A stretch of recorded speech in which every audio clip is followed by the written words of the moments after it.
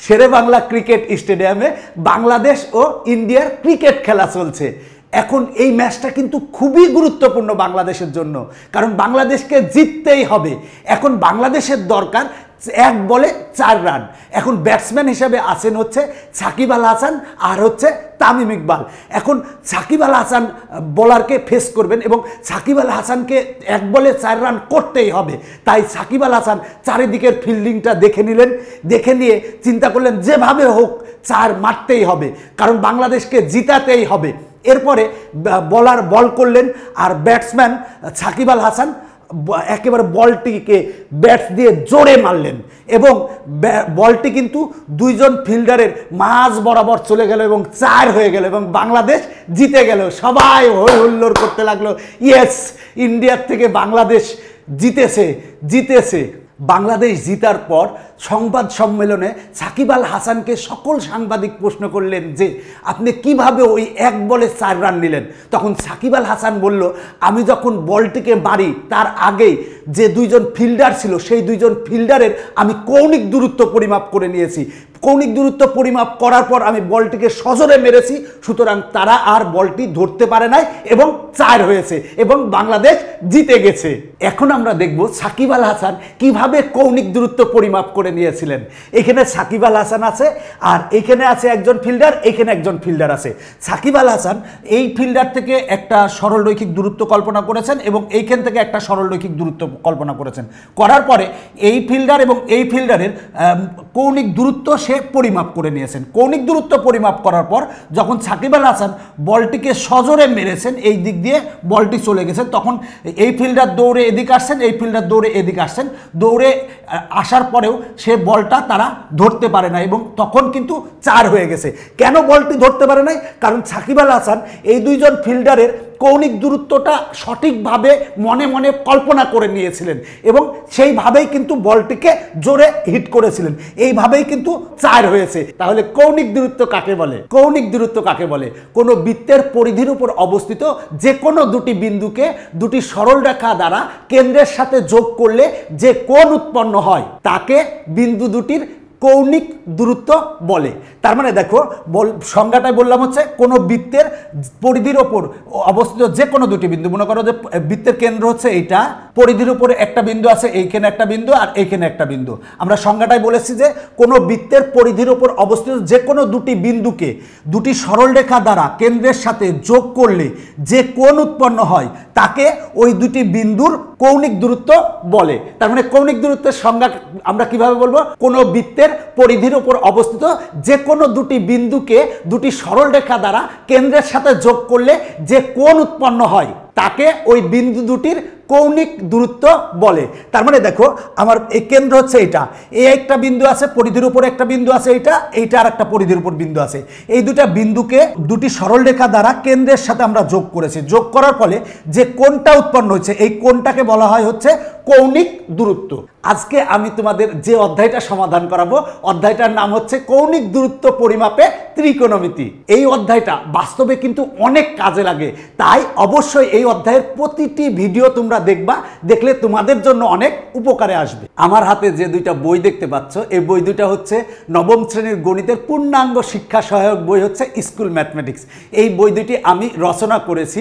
এই যে বইটা দেখতে পাচ্ছ এই বইটা হচ্ছে 9ম শ্রেণীর গণিতের বাংলা ভার্সনের হচ্ছে স্কুল ম্যাথমেটিক্স বই, আর এটা হচ্ছে ইংলিশ ভার্সন। তোমরা বাংলা ভার্সন বা ইংলিশ ভার্সন যে কোনোটা নিকটস্থ লাইব্রেরি থেকে সংগ্রহ করবে। সংগ্রহ করে নিয়মিত অনুশীলন করলে আশা করি গণিতের ভয়কে জয় করতে পারবে ইনশাআল্লাহ। স্কুল ম্যাথমেটিক্স বইটি প্রকাশ করেছে হচ্ছে গণিতের জন্য জনপ্রিয় রূপন্তী প্রকাশনী থেকে। এখন আমরা পড়ব কৌণিক দূরত্ব পরিমাপে ত্রিকোণমিতি এই অধ্যায়টা। এই অধ্যায়টা আমরা যখন প্রথম থেকে শেষ পর্যন্ত পড়া শেষ হয়ে যাবে তখন আমরা কি কি শিখতে পারবো? দেখো বলা আছে এই অভিজ্ঞতায় শিখতে পারবে ত্রিকোণমিতিক কোণের ধারণা, প্রয়োজনীয়তা এবং পরিমাপের কৌশল। এরপরে আমরা শিখতে পারবো হচ্ছে জ্যামিতিক কোণ ও ত্রিকোণমিতিক কোণের পার্থক্য। দেখো জ্যামিতিক কোণ এবং ত্রিকোণমিতিক কোণের মধ্যে কিন্তু পার্থক্য আছে। জ্যামিতিক কোণ কিন্তু সবসময় ধনাত্মক হয় আর ত্রিকোণমিতিক কোণ কিন্তু ধনাত্মক এবং ঋণাত্মক 2 ধরনেরই হতে পারে। এবং জ্যামিতিক কোণ 0 ডিগ্রি থেকে 360 ডিগ্রি পর্যন্ত হতে পারে আর ত্রিকোণমিতিক কোণ কিন্তু 360 ডিগ্রির বেশি হতে পারে, মানে 0 ডিগ্রি থেকে 360 ডিগ্রির কিন্তু বেশি বেশিও হতে পারে। এরপরে আমরা শিখব ত্রিকোণমিতিক কোণের আদর্শ অবস্থান এবং তার সাপেক্ষে কোণের পরিমাপ। এরপরে আমরা শিখব হচ্ছে কোটার্মিনাল কোণ, কোয়াড্রেন্ট কোণ, কোয়াড্রেন্টাল কোণের ধারণা ও পরিমাপ, আদর্শ অবস্থানের ত্রিকোণমিতিক অনুপাত, বিভিন্ন কোণের ত্রিকোণমিতিক অনুপাতের আন্তঃসম্পর্ক, ত্রিকোণমিতি ও স্থানাঙ্ক জ্যামিতির আন্তঃসম্পর্ক। এরপর কোণ এর রেডিয়ান পরিমাপ এবং ডিগ্রি ও রেডিয়ানের সম্পর্ক। আমরা যখন কৌণিক দূরত্ব পরিমাপের ত্রিকোণমিতি এই অধ্যায়টা শেষ করব, তখন কিন্তু আমরা এই বিষয়গুলো সম্পর্কে স্পষ্ট ধারণা পাবো। দেখো এই অধ্যায়ে এখানে একটা খুব চমৎকার ছবি দেওয়া আছে, আমরা ছবিটা সম্পর্কে বিস্তারিত পরে জানবো ইনশাল্লাহ। আসো আমরা মূল পড়াশোনায় চলে যাই। কৌণিক দূরত্ব পরিমাপের ত্রিকোণমিতি।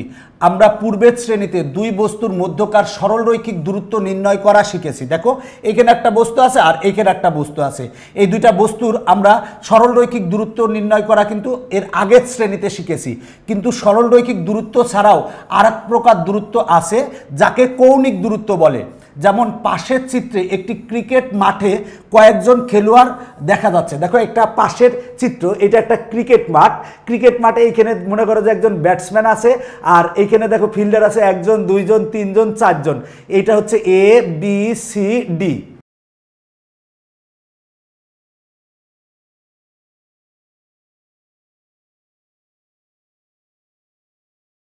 ব্যাটসম্যান পি থেকে সরাসরি ফিল্ডার এ ও বি এর দূরত্ব যথাক্রমে পি এ ও পিবি। দেখো এখানে ব্যাটসম্যান আছে হচ্ছে পি বিন্দুতে, এই পি থেকে ফিল্ডার এ ও বি এর দূরত্ব, দেখো এই দূরত্ব হচ্ছে পি এ আর এইখান থেকে এই দূরত্ব হচ্ছে পিবি। সেটাই বলা আছে ব্যাটসম্যান পি থেকে সরাসরি। দেখো ব্যাটসম্যান পি থেকে সরাসরি ফিল্ডার হচ্ছে এ ও বি, ফিল্ডার এ ও বি এর দূরত্ব যথাক্রমে পি এ ও পিবি, যাকে সরলরৈখিক দূরত্ব বলে। দেখো এই ব্যাটসম্যান থেকে এই ফিল্ডার এ এর যে দূরত্ব, এই দূরত্বটাকে বলা হয় সরলরৈখিক দূরত্ব। আবার ব্যাটসম্যান পি থেকে এই বি এর এই যে দূরত্ব, এই দূরত্বটাকে বলা হয় হচ্ছে সরলরৈখিক দূরত্ব। কিন্তু ব্যাটসম্যান পিকে কেন্দ্রে রেখে তার সাপেক্ষে যদি ফিল্ডার এ ও বি এর দূরত্ব পরিমাপ করতে চায়, তাহলে সেই দূরত্বকে আমরা কৌণিক দূরত্ব বলি। দেখো এখানে কি বলা আছে, ব্যাটসম্যান পিকে কেন্দ্রে রেখে, দেখো ব্যাটসম্যান পিকে যদি আমরা কেন্দ্র ধরি, তাহলে কেন্দ্র ধরে আমরা যদি ফিল্ডার এ ও বি এর দূরত্ব পরিমাপ করতে চাই, তাহলে যে দূরত্বটা পরিমাপ করব সেই দূরত্বটাই হবে কৌণিক দূরত্ব। এই দূরত্বটাকে আমরা বলবো কৌণিক দূরত্ব। দেখো বলা আছে ব্যাটসম্যান পিকে কেন্দ্রে রেখে, তার মানে ব্যাটসম্যান পিকে কেন্দ্র রেখে তার সাপেক্ষে, এই ব্যাটসম্যানের সাপেক্ষে যদি ফিল্ডার এ ও বি এর দূরত্ব পরিমাপ করতে চাই, তাহলে সেই দূরত্বকে কৌণিক দূরত্ব বলি। তাহলে আমরা এই যে ব্যাটসম্যান পি থেকে এ এবং বি ফিল্ডারের যদি দূরত্ব পরিমাপ করতে চাই, তাহলে যে দূরত্ব সেই দূরত্বকে আমরা বলি, এই দূরত্বটাকে আমরা বলবো কৌণিক দূরত্ব। কৌণিক দূরত্বকে থিটা দ্বারা প্রকাশ করা হয়। পাশের চিত্রে পি এর সাপেক্ষে পি এ থেকে পিবি এর অবস্থানের পার্থক্যকে কৌণিক দূরত্ব বলা হয়, যাকে থিটা দ্বারা প্রকাশ করা হয়। দেখো আমি কিন্তু কিছুক্ষণ আগেই কৌণিক দূরত্বের সংজ্ঞা দিয়েছি।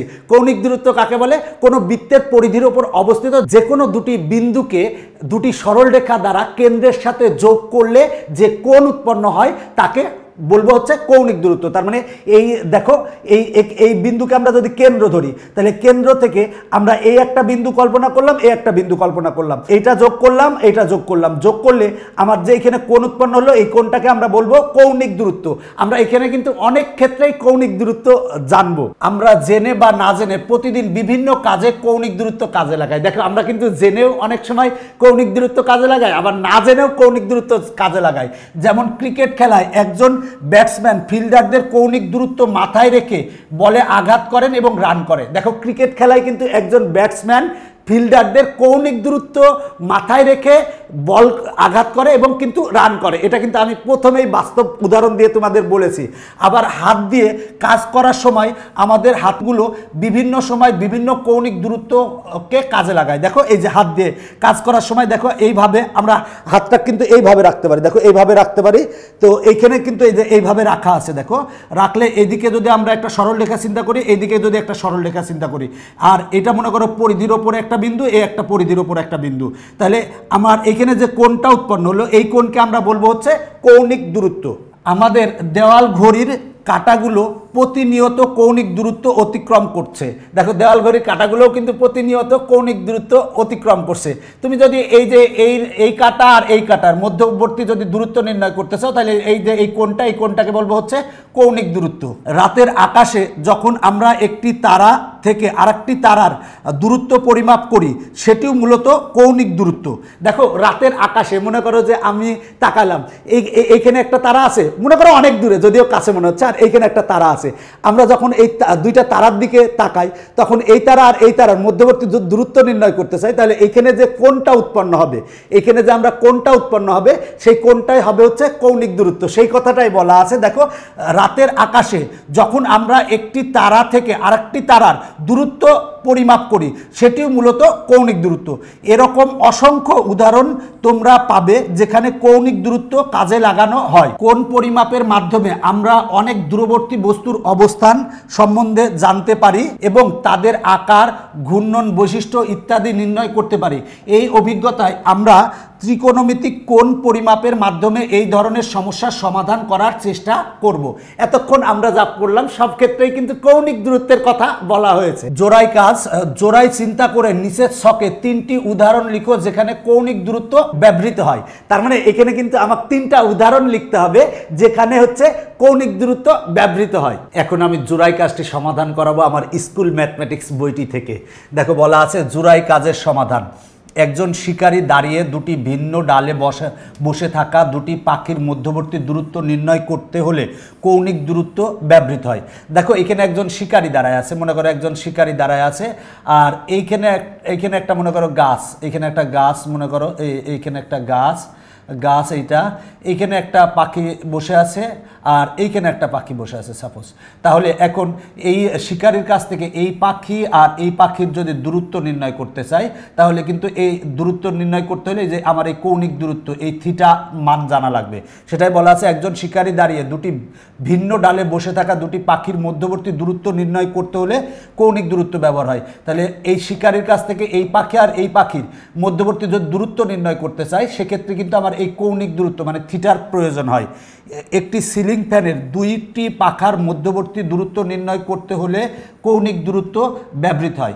দেখো একটা সিলিং ফ্যান, মনে করো যে সিলিং ফ্যান এরকম একটা পাখা, একটা পাখা, একটা পাখা, 3টা পাখা আছে। তো এখানে দেখো বলা আছে একটি সিলিং ফ্যানের দুটি পাখার মধ্যবর্তী দূরত্ব নির্ণয়। দেখো এই পাখা আর এই পাখার যদি মধ্যবর্তী আমরা এই দূরত্বটা নির্ণয় করতে চাই, তাহলে দূরত্ব নির্ণয় করতে হলে কৌণিক দূরত্ব ব্যবহৃত হবে। এখানে এই দূরত্বটা কিন্তু কৌণিক দূরত্ব। এবার বলা আছে যে 3 নঙ্গে বলা আছে বৃত্তের পরিধির উপরস্থ দুটি ভিন্ন বিন্দু দূরত্ব নির্ণয়ের জন্য কৌণিক দূরত্ব ব্যবহৃত হয়। এখন মনে করো এই একটা বৃত্ত আছে, পরিধির উপর এই একটা বিন্দু আছে, এই একটা বিন্দু আছে। এই কেন্দ্র থেকে যদি আমরা দূরত্ব নির্ণয় করতে চাই, সেক্ষেত্রেও কিন্তু আমার এই কৌণিক দূরত্ব জানা লাগবে। তার মানে আমরা এই যে 3টা তথ্য আমরা দিয়ে দিয়েছি। প্রশ্নে বলা ছিল জোড়াই চিন্তা করে নিচের ছকে 3টি উদাহরণ লিখো যেখানে কৌণিক দূরত্ব ব্যবহৃত হয়। তাহলে দেখো এই 3 ক্ষেত্রে কিন্তু কৌণিক দূরত্ব ব্যবহৃত হয়। আরও অনেক ক্ষেত্রে কৌণিক দূরত্ব ব্যবহৃত হয়। আর কোন কোন ক্ষেত্রে কৌণিক দূরত্ব ব্যবহৃত হয় একটু চিন্তা করে তোমরা একটু মন্তব্য করে জানাবা যে আর কোন কোন ক্ষেত্রে কৌণিক দূরত্ব ব্যবহৃত হয়। কৌণিক দূরত্ব পরিমাপ করার জন্য আমরা ত্রিকোণমিতির জ্ঞানকে কাজে লাগাই। নিচে ধারাবাহিকভাবে এ বিষয়ে বিস্তারিত আলোচনা করা হয়েছে। ত্রিকোণমিতিক কোণের পরিমাপ। একটি রশ্মি তার প্রারম্ভিক বিন্দুর সাপেক্ষে প্রারম্ভিক অবস্থান থেকে ঘুরে প্রান্তিক অবস্থানে পৌঁছালে একটি কোণ তৈরি হয়। দেখো বলা আছে একটি রশ্মি, মনে করো যে এই রশ্মিটা হচ্ছে ওয়ে হচ্ছে রশ্মি, এই রশ্মি দেখো একটি রশ্মির প্রারম্ভিক বিন্দুর, দেখো প্রারম্ভিক বিন্দুর সাপেক্ষে প্রারম্ভিক অবস্থান থেকে, দেখো এটা হচ্ছে প্রারম্ভিক অবস্থান, এই প্রারম্ভিক অবস্থান থেকে ঘুরে একটি প্রান্তিক অবস্থানে পৌঁছালে, দেখো এইখান থেকে ঘুরে এই একটা প্রান্তিক অবস্থান, এই অবস্থানটার নাম হচ্ছে প্রান্তিক অবস্থান, আর এই অবস্থানটার নাম হচ্ছে প্রারম্ভিক অবস্থান। তাহলে এই প্রারম্ভিক অবস্থান থেকে ঘুরে একটা প্রান্তিক অবস্থানে পৌঁছালো, তাহলে পৌঁছালে একটা কোণ তৈরি হয়। দেখো এখানে একটা কোণ তৈরি হয়েছে, এই কোণটা হচ্ছে আমার কৌণিক দূরত্ব। দেখো বলা আছে পাশের চিত্র অনুযায়ী ধরি ও এ প্রারম্ভিক রশ্মি। দেখো বলা আছে পাশের চিত্র থেকে ধরেছি হচ্ছে ওএ হচ্ছে প্রারম্ভিক রশ্মি যা ও বিন্দুর সাপেক্ষে ঘুরে ওপি অবস্থানে পৌঁছালো। দেখো ওএ হচ্ছে প্রারম্ভিক রশ্মি এবং ও বিন্দুর সাপেক্ষে বলা আছে ও বিন্দুর সাপেক্ষে ঘুরে ওপি অবস্থানে পৌঁছালো, তাহলে কোণ এ ও পি একটি কোণ তৈরি হলো। তাহলে কিন্তু এ ও পি এখানে একটা কোণ তৈরি হয়েছে।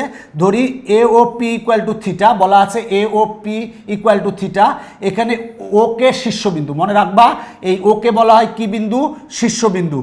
ও এ কে আদি রশ্মি বা প্রারম্ভিক রেখা বলা হয়। দেখো আবার বলছি, ওকে বলা হয় হচ্ছে শীর্ষবিন্দু, আর বলা আছে ও এ কে, এই ও এ কে আদি রশ্মি বা প্রারম্ভিক রেখা বলা হয়। মনে রাখবা ও এ কে আদি রশ্মি বা প্রারম্ভিক রেখা বলা হয়। এগুলো কিন্তু পরবর্তীতে অনেক কাজে লাগবে। এবং ওকে বলা হয় হচ্ছে শীর্ষবিন্দু, ওকে বলা হয় শীর্ষবিন্দু। ও এ কে আদি রশ্মি বা প্রারম্ভিক রেখা বলা হয়। এবং ওপি কে, দেখো এই ওপি কে বলা হয় হচ্ছে প্রান্তিক রশ্মি বা প্রান্ত রেখা বলা হয়। এই বিষয়গুলো ভালো করে মনে রাখতে হবে। ওকে বলা হয় হচ্ছে শীর্ষবিন্দু, আর ও এ কে বলা হয় হচ্ছে আদি রশ্মি বা প্রারম্ভিক রেখা বলা হয়, আর ওপি কে বলা হয় হচ্ছে প্রান্তিক রশ্মি বা প্রান্তরেখা। এইটা বারবার বলতেছি কেন, এটা কিন্তু খুবই কাজে লাগবে, সব ক্ষেত্রে কাজে লাগবে। আবারও বলছি, ওকে শীর্ষবিন্দু বলা হয়, এই ওকে বলা হয় শীর্ষবিন্দু। ও এ কে বলা হয় হচ্ছে আদি রশ্মি বা প্রারম্ভিক রেখা, আর ওপি কে বলা হয় হচ্ছে প্রান্তিক রশ্মি বা প্রান্তরেখা। ও এ রশ্মিকে স্থির রেখে ওপি রশ্মি ও বিন্দুর সাপেক্ষে যে পরিমাণ ঘুরে তাকেই কৌণিক দূরত্ব বলে।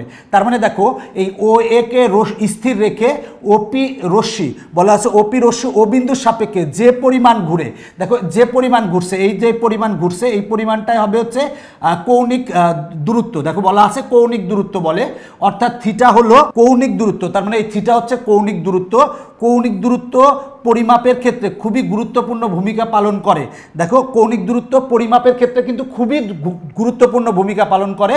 কৌণিক দূরত্বকে সাধারণত ডিগ্রি দ্বারা পরিমাপ করা হয়। দেখো কৌণিক দূরত্বকে সাধারণত ডিগ্রি দ্বারা পরিমাপ করা হয়। যেমন মনে করো যে আমরা যে মনে করো কোনো কিছু কিনি, সেটা কিন্তু কি কেজি এককে আমরা কিনি। দেখা যাচ্ছে যে 1 কেজি চাউল বা 5 কেজি ডাউল এই এককে কিন্তু আমরা কিনি। এই ক্ষেত্রেও কৌণিক দূরত্ব সাধারণত ডিগ্রি দ্বারা পরিমাপ করা হয়। তাছাড়া কিন্তু মিনিট বা সেকেন্ড দ্বারাও কিন্তু পরিমাপ করা হয়। যেমন আমরা মনে করো যে বিভিন্ন কিছু কিনি, এটা কেজি এককে পরিমাপ করা হয়, তারপরে মনে করো অনেক সময় গ্রামে পরিমাপ করা হয়। তো এই ক্ষেত্রে কিন্তু কৌণিক দূরত্বকে ডিগ্রি দ্বারা পরিমাপ করা হয়, তাছাড়া মিনিট বা সেকেন্ডে পরিমাপ করা হয়। এটা আমরা পরবর্তীতেই দেখব।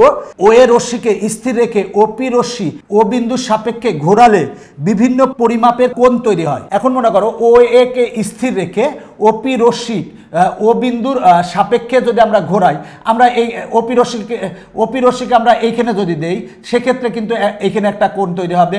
আবার যদি এইখানে দেই, সেক্ষেত্রেও একটা কোণ তৈরি হবে। সেটাই বলা আছে ও এ রশ্মিকে স্থির রেখে। দেখো ও এ রশ্মিকে স্থির রেখে ওপি রশ্মিকে যদি আমরা এই জায়গায় দেই, তাহলে একটা কোণ তৈরি হবে। আবার এই জায়গায় দিলেও একটা কোণ তৈরি হবে।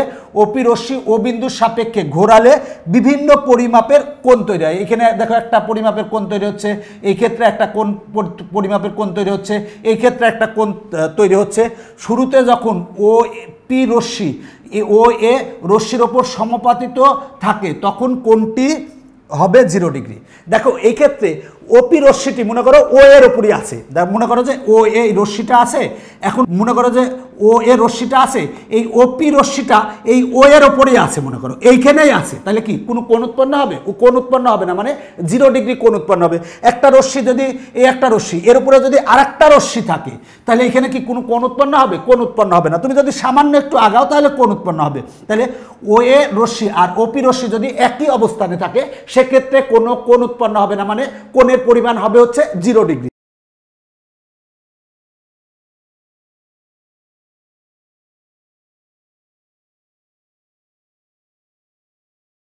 শুরুতে যখন ওপি রশ্মি ও এ রশ্মির ওপর সমপতিত হয়, মানে ওপি রশ্মি যদি ও এ রশ্মির ওপর সমপতিত হয়, মানে এটার ওপরই পড়ে, তখন কোনটি হবে কত ডিগ্রি? 0 ডিগ্রি। এটা ভালো করে মনে রাখবা, পরবর্তী কাজে লাগবে।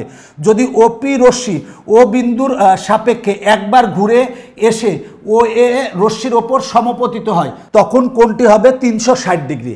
দেখো এখানে কি বলা আছে ভালো করে বুঝো, যে যদি ওপি রশ্মি ও বিন্দুর সাপেক্ষে একবার ঘুরে এসে ও এ রশ্মির ওপর সমপতিত হয়। মনে করো ও এ রশ্মিটা এটা পুরাটা একবার ঘুরলো, ঘুরে এই ওপি রশ্মিটা আবার এই ও এর উপর এসে পড়লো, মানে এই ওপি রশ্মিটা এই আবার এই ও এর উপরে পড়লো, টোটালটা একবার ঘুরেছে, টোটালটা একবার ঘুরে এইখানে এসে পড়েছে। তাহলে এখানে টোটালটা কোণ কত উৎপন্ন হবে, কোণ উৎপন্ন হবে কত ডিগ্রি, 360 ডিগ্রি। সেটাই বলা আছে যে যদি ওপি রশ্মি ও বিন্দুর সাপেক্ষে, দেখো ওপি রশ্মি ও বিন্দুর সাপেক্ষে একবার ঘুরে এসে আবার ও এ রশ্মির ওপর সমপতিত হয়, মানে ওপি রশ্মিটি ও বিন্দুর সাপেক্ষে টোটালটা একবার ঘুরলো, ঘুরে আবার সে ও এর ওপর সমপতিত হলো, তাহলে সমপতিত হলে তখন কত ডিগ্রি কোণ উৎপন্ন হবে, 360 ডিগ্রি কোণ উৎপন্ন হবে।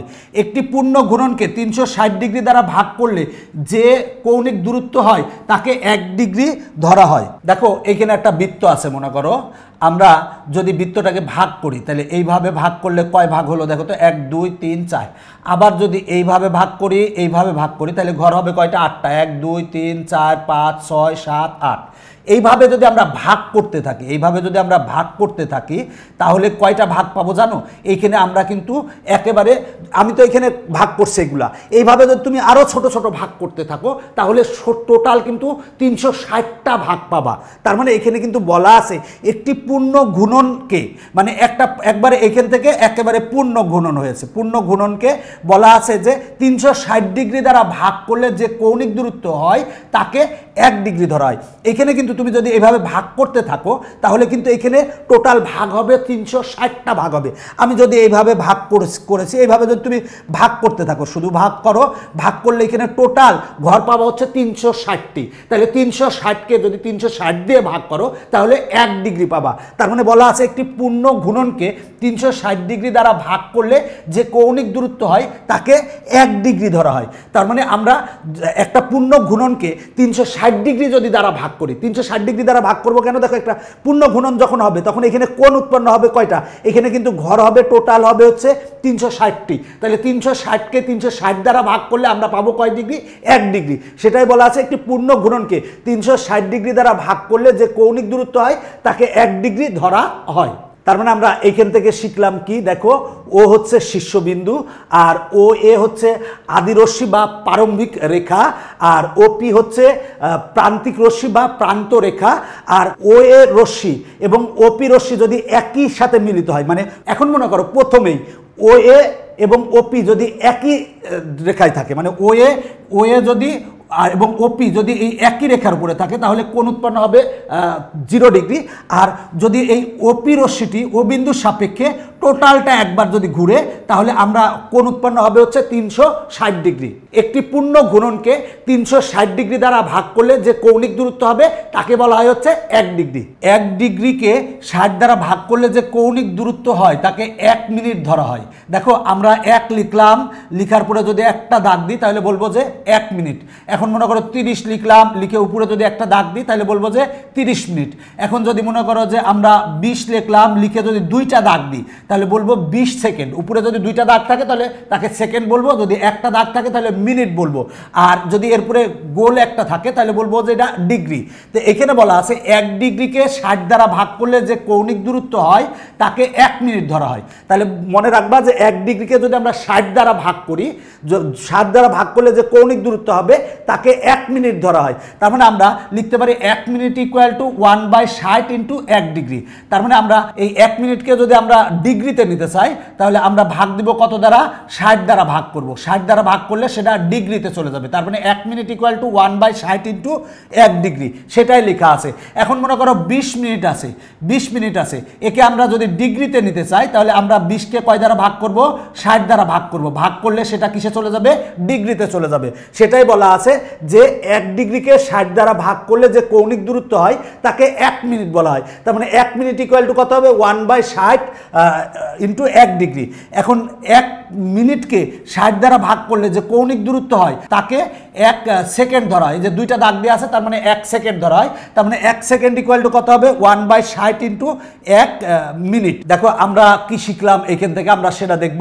সেটা হলো 1 মিনিট, ইকুয়াল টু 1/60 ডিগ্রি। দেখো এটা ডিগ্রি, আর দেখো 1 সেকেন্ড, দুইটা দাগ দিলে হবে সেকেন্ড, ইকুয়াল টু হবে 1/60 মিনিট, 1/60 মিনিট। এখন আমরা মনে করো এটাকে আবার ডিগ্রিতে নিব, তাহলে আবার কত দ্বারা ভাগ করব?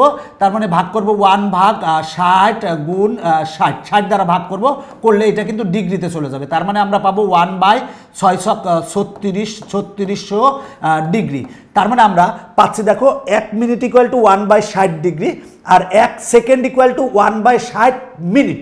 এখন মিনিটকে যদি আবার ডিগ্রিতে নিতে চাই তাহলে আমরা 60 দ্বারা ভাগ করব, তাহলে হবে 1/3600 ডিগ্রি। তার মানে 1 সেকেন্ড ইকুয়াল টু 1/3600 ডিগ্রি, আর 1 মিনিট ইকুয়াল টু 1/60 ডিগ্রি। দেখো এইখানে সেটাই লেখা আছে, দেখো 1 মিনিট ইকুয়াল টু 1/60 ডিগ্রি, আর 1 সেকেন্ড ইকুয়াল টু 1/3600 ডিগ্রি।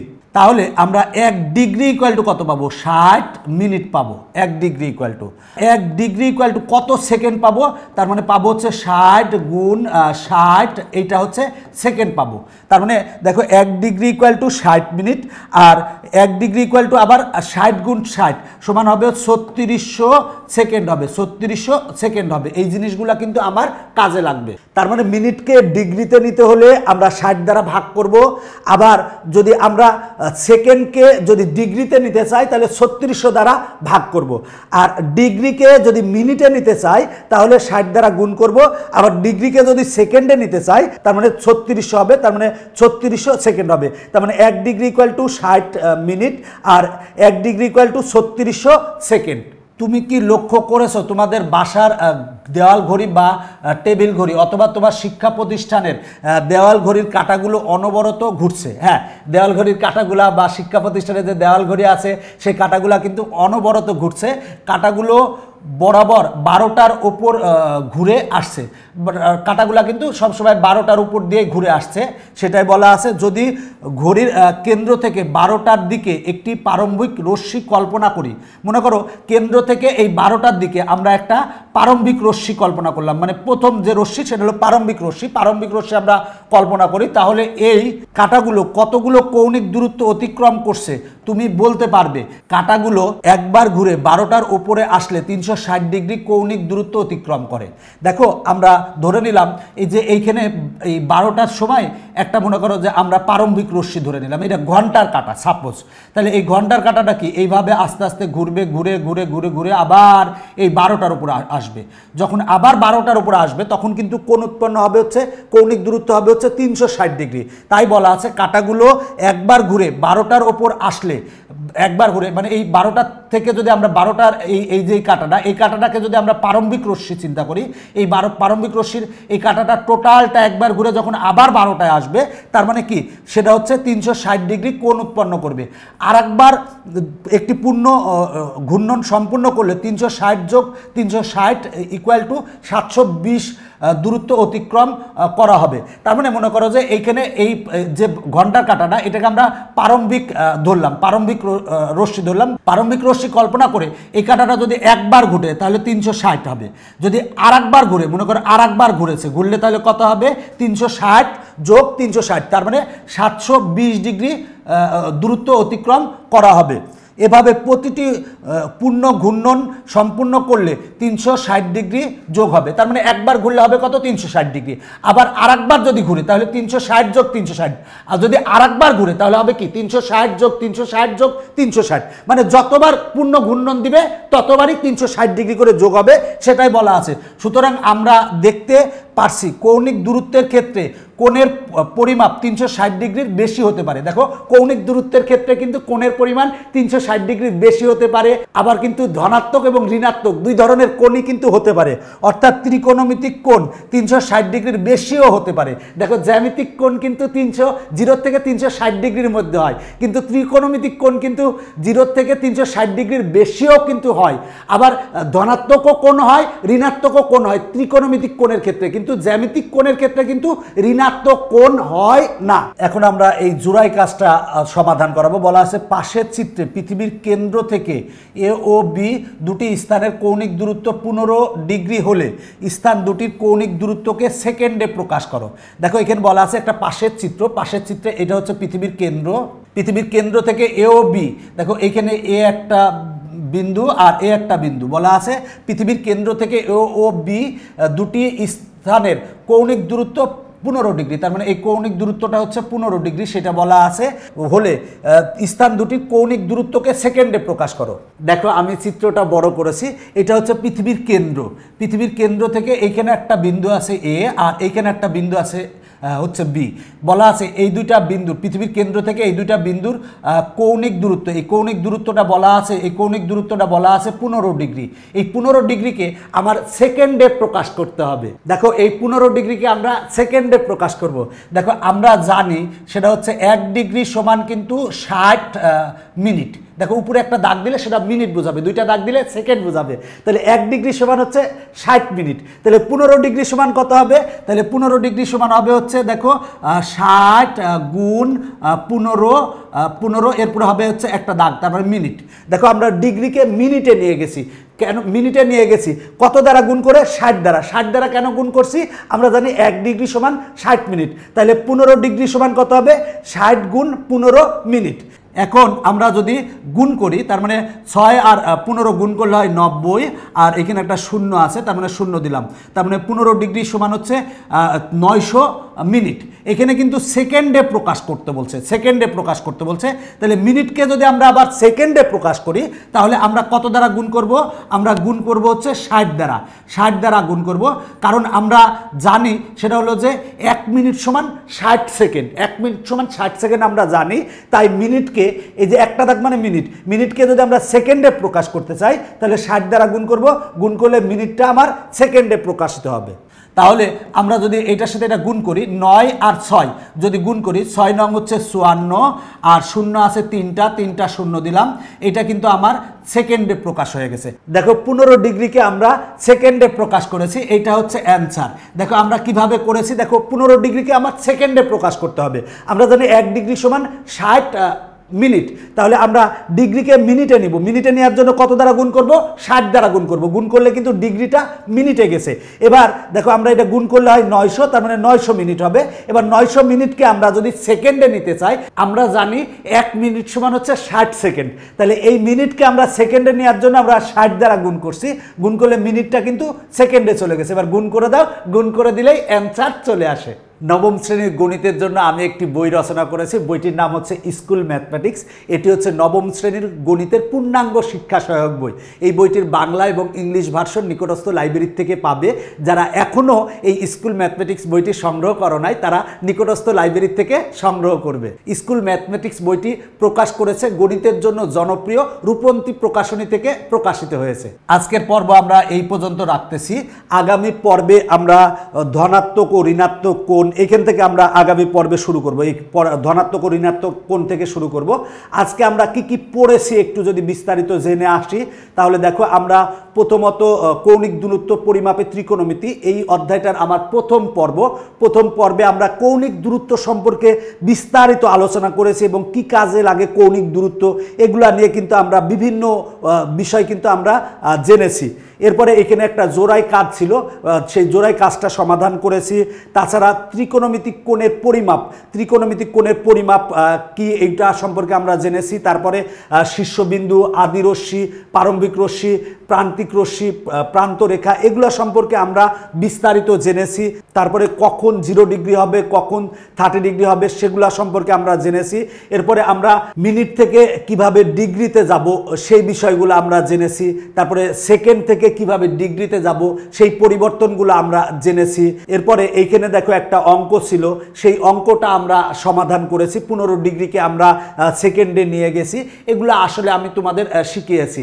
আশা করি এই পর্বটা তোমাদের অনেক উপকারে আসবে। আগামী পর্ব দেখার আমন্ত্রণ জানিয়ে এখন বিদায় নিচ্ছি। সবাই ভালো থাকো, সবার জন্য শুভকামনা রইল।